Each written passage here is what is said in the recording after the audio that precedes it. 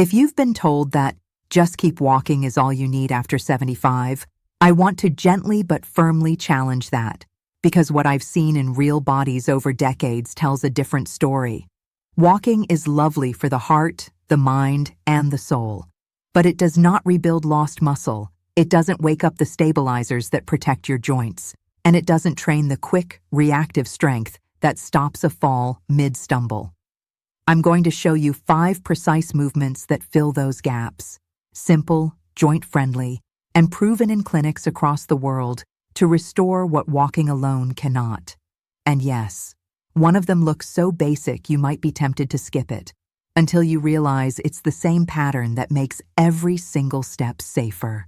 Stick with me, because the second exercise in this list has produced the fastest strength returns I've ever seen in adults over 75, even in those who thought, my best days are behind me. By the end, you'll have a 15-minute daily plan you can start today, modify tomorrow, and rely on for the long haul. Let's begin where balance begins.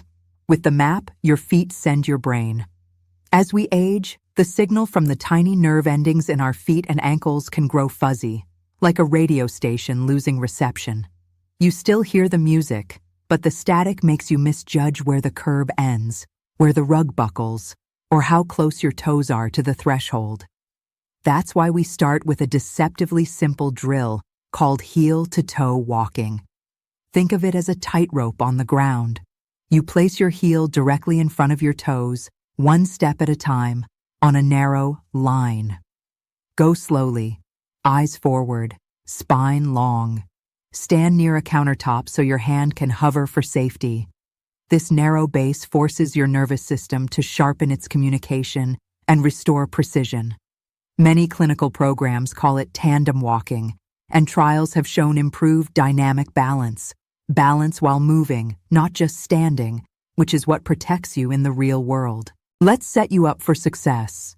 Pick a safe hallway, clear the clutter, and choose a point about 10-15 feet ahead to look at. Place one foot directly in front of the other. Heel kisses toes, toes release, next step repeats. Aim for smooth, controlled placement rather than speed. 20 careful steps, pause, then 20 back. As this gets easier, gently increase the challenge. Turn your head slowly left and right while you walk, as if checking traffic. Or take 2 steps with eyes closed only if you are steady and have a support rail at hand. These small tweaks simulate reality, dim lighting, distractions, unexpected sounds, without putting you in danger. People often notice a subtle shift after a few sessions. You feel more sure-footed in grocery aisles, on uneven sidewalks, and when negotiating tight spaces. Keep notes on how confident you feel moving through the day. Confidence is a marker we track right alongside performance. We'll add layers in a moment, but first, we need to talk about the single action that predicts independence better than almost anything else. Here's the humbling truth. The ability to rise from a chair without using your hands is a powerful predictor of both independence and longevity. If you've been avoiding low couches or leaning hard on armrests, your body is telling you something important. Chair squats are the antidote, functional, safe, and specific to daily life. This isn't gym bravado. It's practicing the exact movement your legs and hips must perform dozens of times a day. Getting off the toilet, out of the car, up from the dinner table. Start with a sturdy chair, feet hip-width, planted. Sit tall at the edge, arms either crossed over your chest or reaching forward for balance. Lean slightly forward to bring your center of gravity over your feet, then press through your heels and stand up fully. Pause at the top. Now lower back down slowly, like you're trying not to make a sound. That lowering, called the eccentric phase, is where much of the rebuilding happens. If you need your hands at first, use them sparingly, then wean off as strength returns. Consistency beats intensity here. Let's make this incredibly actionable. Begin with 2 sets of 6 to 10 slow repetitions, once or twice a day. If that's easy, do 3 sets. If it's hard, use the armrests lightly, or place a firm cushion on the chair to reduce the depth until your legs learn the pattern again. Your quadriceps and glutes are the prime movers, but your core and ankles are stabilizing each rep as well. Expect gentle muscle fatigue. Avoid sharp pain. Over several weeks, you'll notice a ripple effect. Standing feels more decisive. Stairs less intimidating. Walk smoother because each push-off is stronger. When standing without hands becomes reliable, progress by holding a small weight, a water bottle or light dumbbell, to your chest, or by choosing a slightly lower seat. This is strength with a purpose, not bodybuilding, but body keeping your body able to do the things that matter. And now, we tackle the silent culprit behind many sideways stumbles, the hips. Most falls don't happen straightforward like a cartoon banana peel. They happen when life nudges you sideways and your body can't organize a quick step out. That's a hip story. Your hip joint is a brilliant ball and socket designed to move in all directions, guided by small stabilizers that often go quiet with age. Standing hip circles wake them up and lubricate the joint. Stand next to a countertop with your fingertips resting lightly. Lift one knee as if you're stepping over a low box. Move that knee slowly out to the side, then sweep it around behind you, then return to the start, drawing a big, slow circle with your knee while keeping your torso tall and your standing leg steady. Make 5 slow circles one way, 5 the other, then switch legs. The goal isn't speed, it's range, control, and smoothness. You'll feel work deep in the hip and around the pelvis. That's good news. Over time, this builds lateral stability, improves stride mechanics, and teaches your body to catch you when a pet darts underfoot or the bus stops short. You can customize hip circles to your body. If balance feels wobbly, keep more of your hand on the counter. If your hip feels stiff, keep the circles smaller and gentler, then gradually expand as the joint warms. If you feel pinching at the front of the hip, raise the leg slightly less and emphasize the side and back part of the circle. Often that removes the pinch while still training the stabilizers. Try 2 rounds per leg in the morning when joints are stiffer, and another set in the evening to unwind the day. After a few weeks, many people report steadier side steps, fewer hiccups when changing direction, and easier entry-exit from cars and bathtubs. It's also common to notice that walking feels freer, not because you walked more, but because your hips regained the range that makes each step efficient. So far, we've trained the feet-brain connection, taught the legs to sit to stand with purpose, and restored hip support in all directions. Now we add the missing ingredient that builds protective strength fast, without stressing sore joints. Isometrics are the unsung hero of late-life strength. No joint motion, no pounding, just your muscles generating force against an immovable object. That's perfect when arthritis grumbles or a shoulder complains about motion. My favorite is the wall push. Stand facing a wall at arm's length, feet about hip width. Place your palms on the wall at shoulder height, fingers spread. Draw your ribs gently down. Brace your midsection like someone is about to tap it, and press into the wall as if you're trying to move the building, not shrugging your shoulders, but driving evenly through your hands while keeping your body in a straight line from head to heels. Breathe.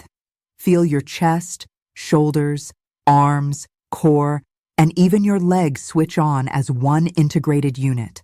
Hold for 10-15 seconds, rest, and repeat 3 to 5 times. The intensity is self-adjusted. Push a little harder to progress, a little gentler on conservative days.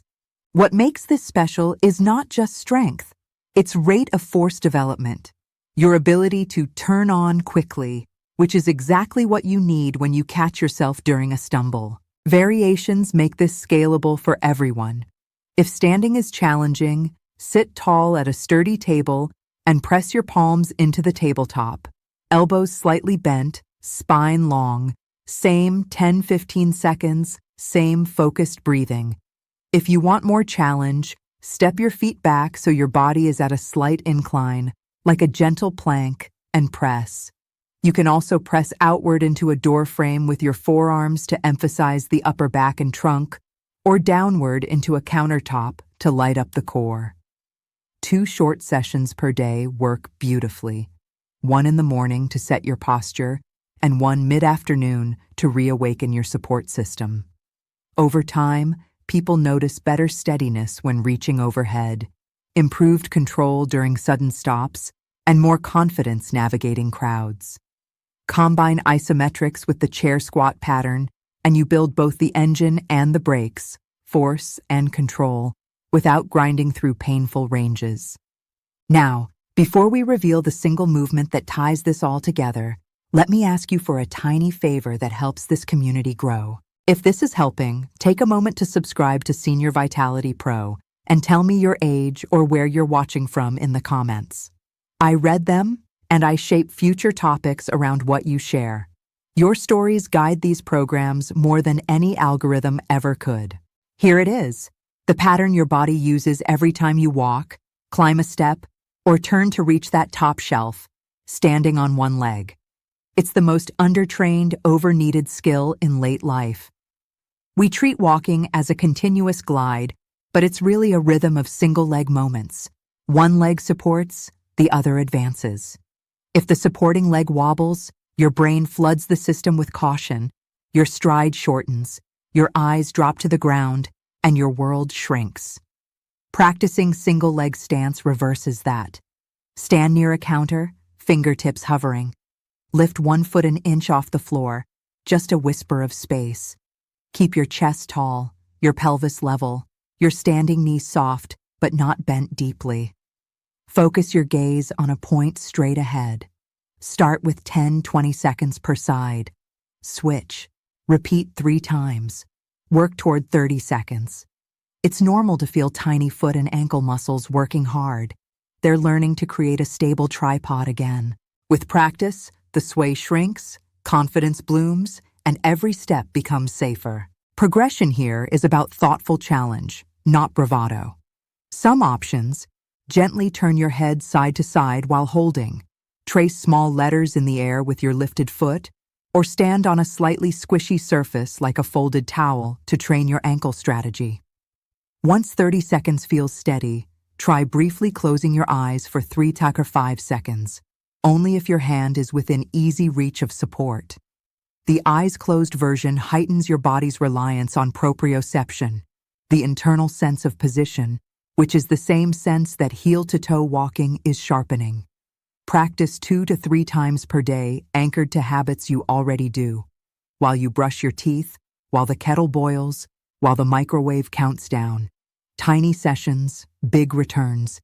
Many of my patients who could walk miles struggled to balance on one leg for 5 seconds at first. Those were the same patients who tripped on door thresholds or turned too quickly reaching for a cabinet. Single leg practice closes that gap between I can walk and I can stay upright when life throws me off rhythm. Let's stitch these 5 moves into a quick, repeatable routine you can complete in about 15 minutes. Start with heel-to-toe walking for 20 slow, careful steps forward and back to wake up the feet-to-brain conversation. Move into standing hip circles, 5 each direction per leg, slow and controlled. Then transition to chair squats, 2 sets of 8-12 reps with an emphasis on a quiet, controlled descent.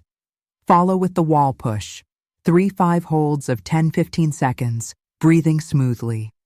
Finish with single leg stance, 2 or 3 rounds of 20-30 seconds per side.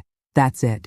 You've targeted proprioception, hip mobility, and stabilizers, leg strength for sit to stand, trunk integration and quick force, and the balance pattern that makes every step safer.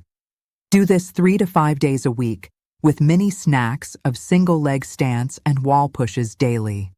Keep a simple log, check boxes for each element, to track consistency. The body loves repetition. The brain loves feedback. Your confidence will grow as your check marks add up. Now, let's fine-tune for common issues.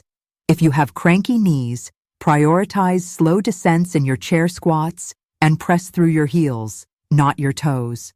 Try a slightly higher seat, and avoid collapsing inward at the knees.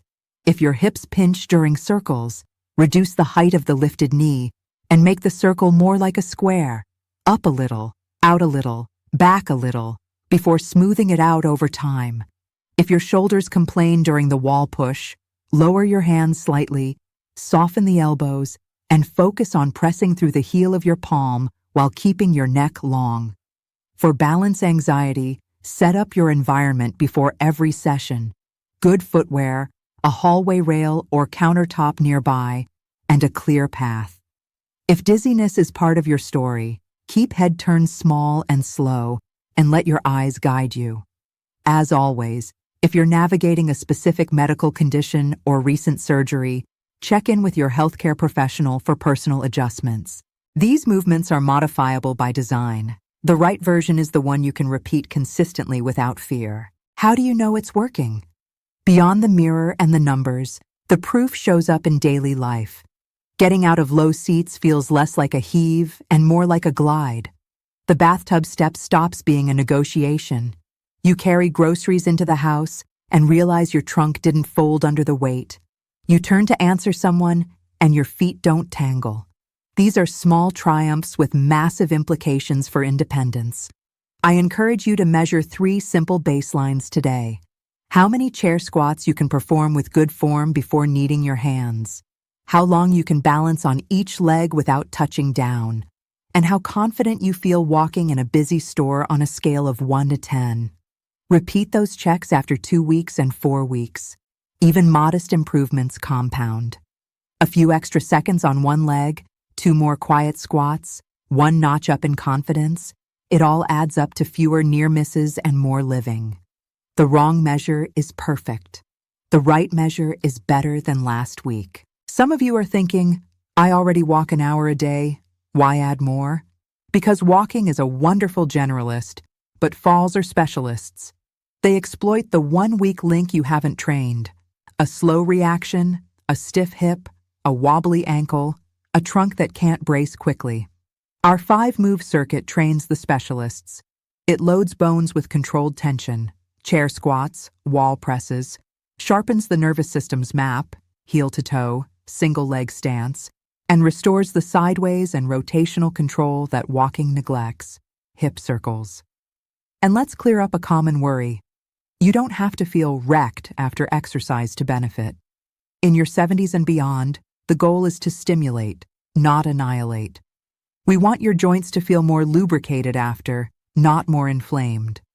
You'll know the dose is right if you feel warmed, steadier, and gently tired, able to do your day, not sidelined by it. Think practice, not punishment. Rituals over heroics. That's how we build capacity you can count on. Let's talk safety cues, the small details that make these movements kinder on your body and sharper for your brain.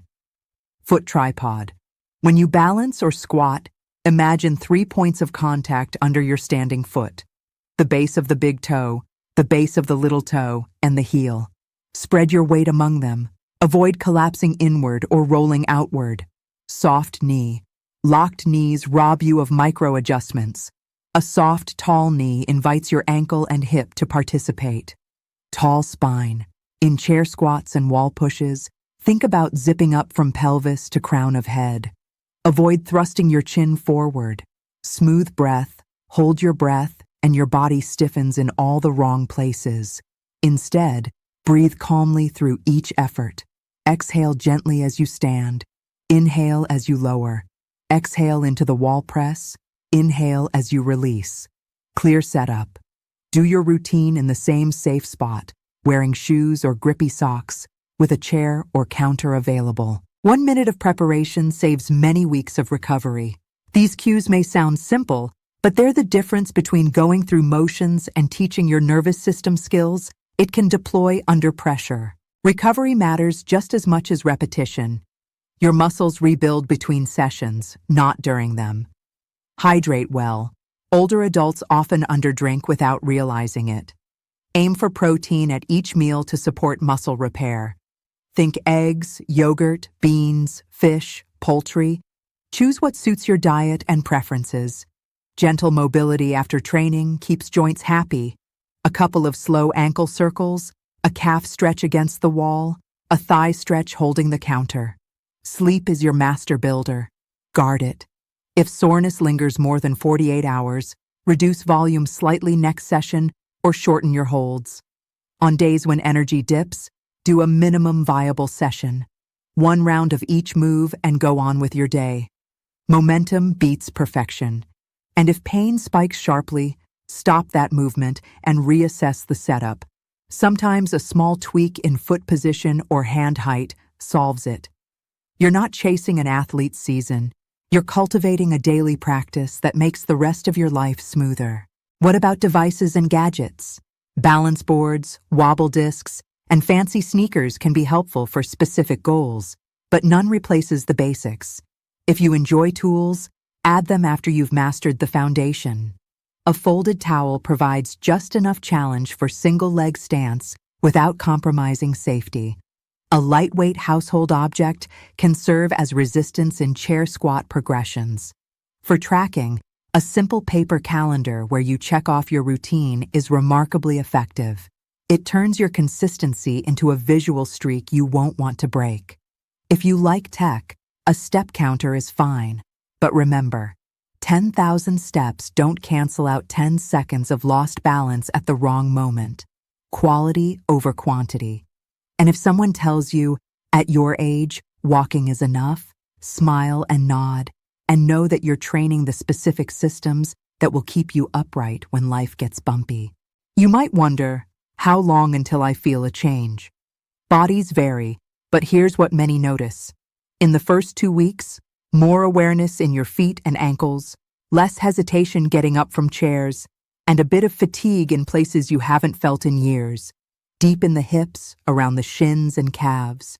Weeks 3 to 6, calmer sway during single leg holds, smoother step downs on curbs, and a newfound habit of reaching for support less often.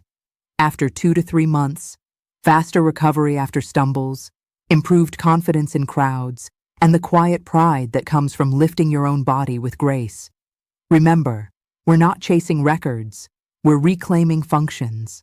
Those functions return first in whispers, then in sentences, then in long conversations with the world, walks with grandkids, garden days, errands without dread. Keep showing up. Your nervous system is always listening. Let's add 2 micro drills that supercharge the main 5 without adding time. First, ankle quick taps. While standing at the counter, rapidly tap your toes up and down for 10 seconds. Then your heels for 10 seconds. This trains ankle reactivity, the reflex that lifts your toes over thresholds and prevents trips. Second, side step and hold. Step gently to the side, land, and pause for a 2 count before bringing the other foot in. 5 steps each way. It teaches your hips to own the landing. Do these before heel-to-toe walking or between chair squat sets. They're friendly on joints and potent for prevention. Little things, big safety returns. And yes, you can do them while the kettle heats or during a TV commercial. Exercise snacks count. If you're a caregiver watching this, invite your loved one to try these alongside you. Mirror them, celebrate small wins, and keep it playful. Joy is a performance enhancer at any age. Stalling out? Here's how to break plateaus without adding complexity. Change the tempo. In chair squats, try 3 seconds down, 1 second pause just above the seat, then stand up smoothly.